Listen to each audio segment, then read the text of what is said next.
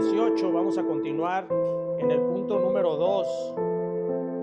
Nos habla la confesión acerca de la gracia, de la seguridad, de la gracia y de la salvación. Vamos a leer entonces el punto número 2 y vamos a ver qué nos dice la Escritura sobre este tema.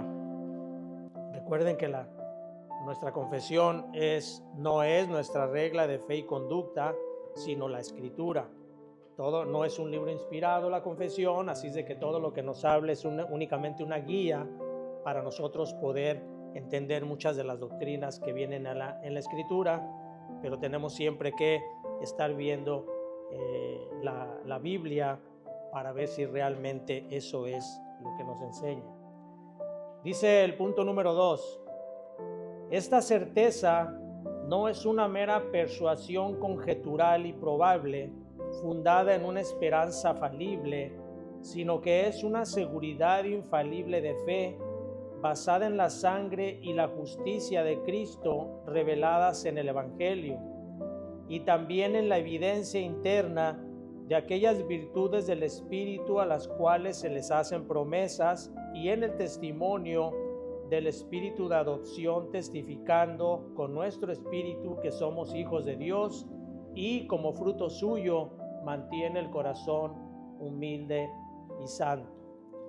Cuando habla la primera parte de este punto número 2, que nos dice, esta certeza no es una mera persuasión conjetural y probable. Esta certeza se refiere a la certeza que nos da la Escritura, que nosotros tenemos de la seguridad de nuestra salvación, como lo vimos en el primer punto. Nuestra salvación, dice la Escritura, es que nuestra salvación está asegurada por la obra que Cristo hizo por nosotros. No hay una manera de que nuestra salvación, dice la Escritura, no hay una manera en que la salvación, una vez que Cristo nos la otorga, esta salvación podamos perderla. Ya vimos varios versículos de la Escritura donde nos habla el propio Señor Jesucristo, nos habla acerca de que nosotros, cuando Él nos salva, cuando Él nos redime, esa salvación es ya en nosotros una garantía. Hemos visto nosotros cómo el Señor Jesucristo dice que nosotros, al ser ovejas de Él, ninguna la va a perder. Entonces somos nosotros estamos completamente convencidos, de acuerdo a la Escritura, de que si realmente hemos sido salvados, si realmente hemos sido regenerados por la obra de nuestro Señor Jesucristo, debemos de estar seguros de que nuestra salvación está guardada por Él y por su poder. Entonces, cuando este punto nos habla acerca de que esa certeza no es una mera persuasión conjetural y probable, fundada en una esperanza falible, sino que es una seguridad infalible de fe basada en la sangre y en la justicia de Cristo reveladas en el Evangelio. La fe, hermanos, no es una fe irracional, no es una fe ciega. La fe es una fe racional que nosotros recibimos por medio de la instrucción del Espíritu Santo. Nuestra fe es una fe firme, es una seguridad que se basa en la justicia y en la sangre de Cristo que nos ha sido revelada en el Evangelio. Vamos a ver algunos pasajes de la Escritura para entender esto con mayor claridad. Dice la certeza, entonces el punto dice, esta certeza no es una mera persuasión conjetural y probable fundada en una esperanza falible.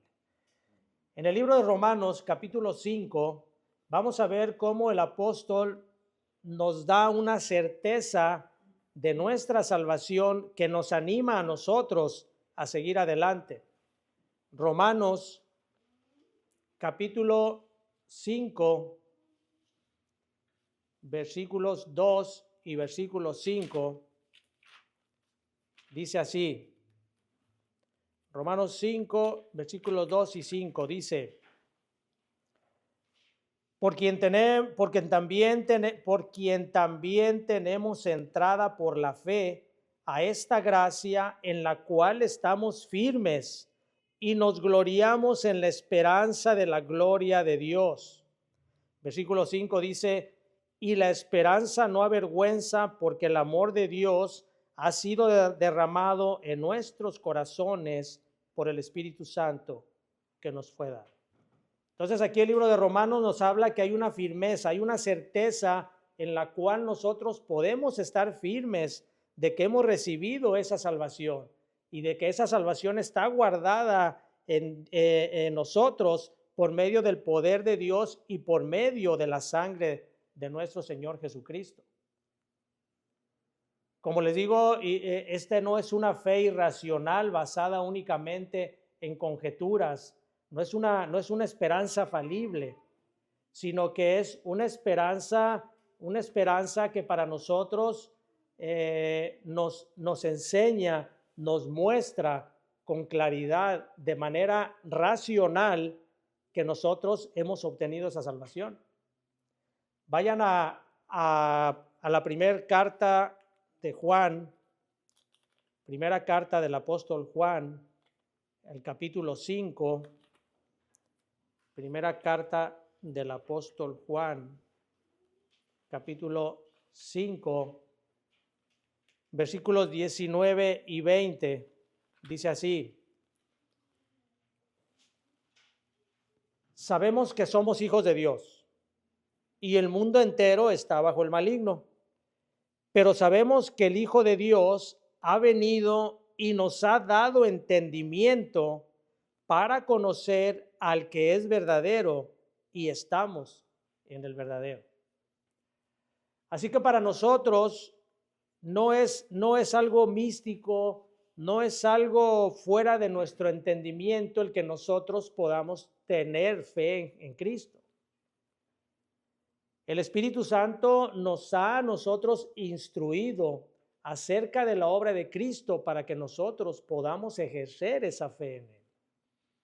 Si bien es cierto que el Espíritu Santo mueve nuestro corazón, es por medio de Él que nos abre el entendimiento, también es cierto que ese entendimiento es, como dice aquí, es racional. Ese entendimiento, dice, nos ha dado entendimiento para conocer al que es verdadero. Nosotros recibimos la gracia del Espíritu Santo para que nosotros podamos ejercer fe en Cristo, pero esa fe que nosotros ejercemos en Cristo se nos da por medio de un entendimiento pleno.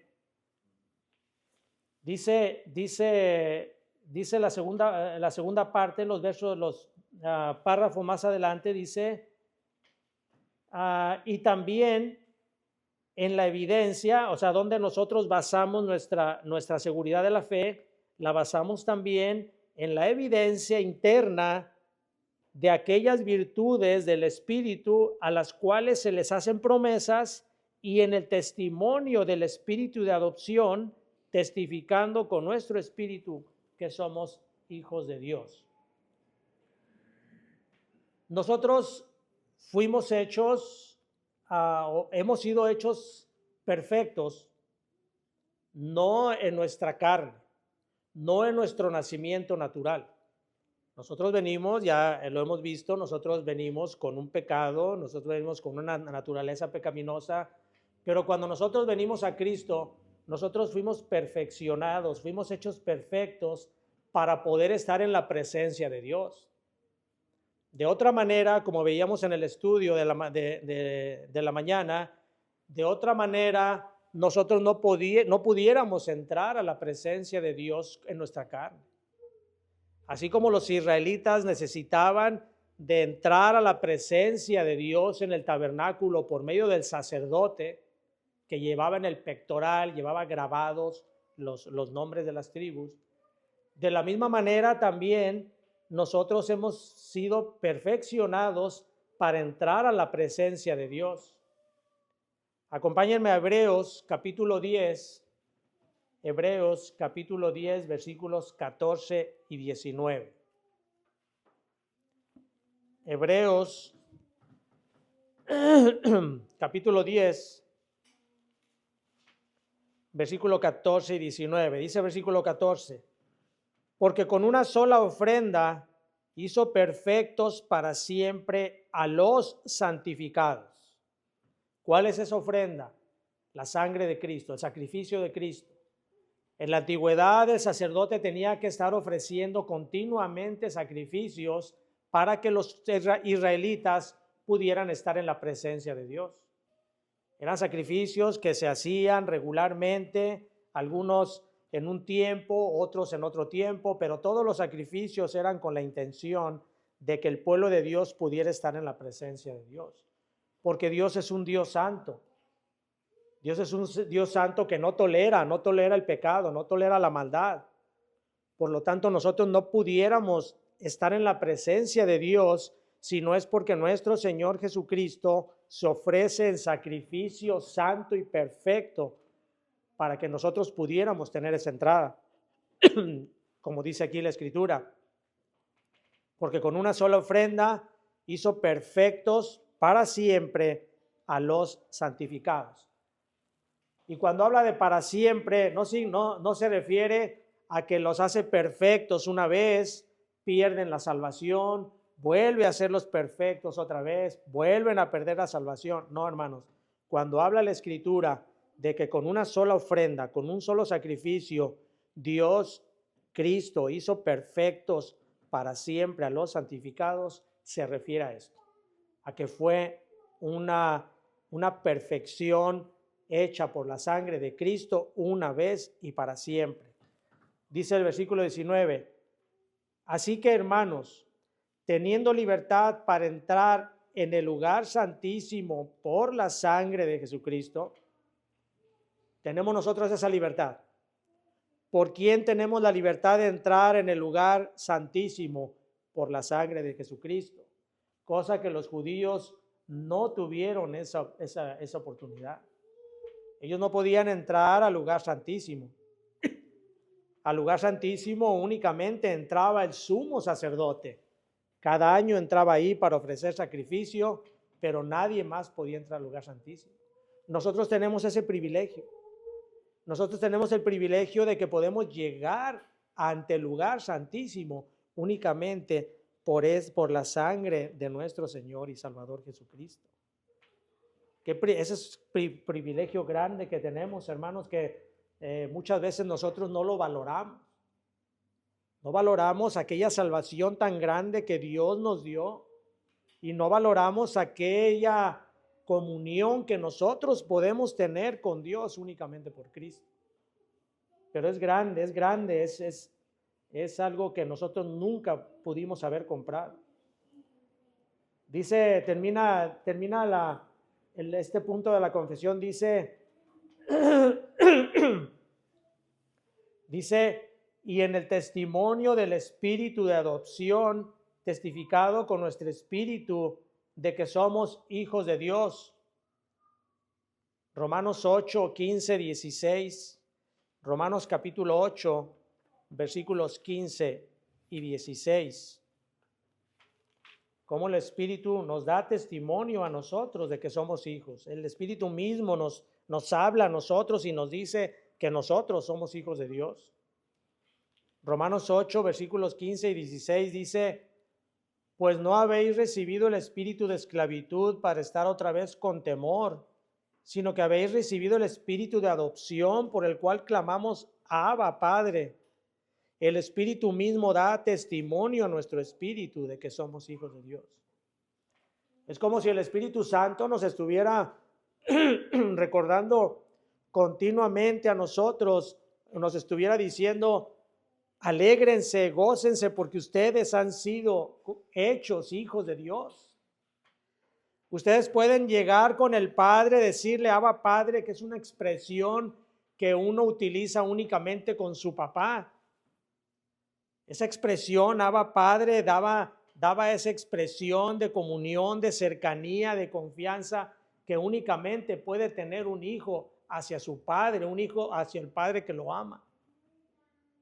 Y es constantemente el Espíritu Santo el que nos está diciendo, anímense, gócense, alégrense, porque ustedes tienen un Padre que los ama y el cual pueden ustedes acercarse a Él confiadamente porque Cristo ya les abrió la puerta a ese espacio, a esa entrada.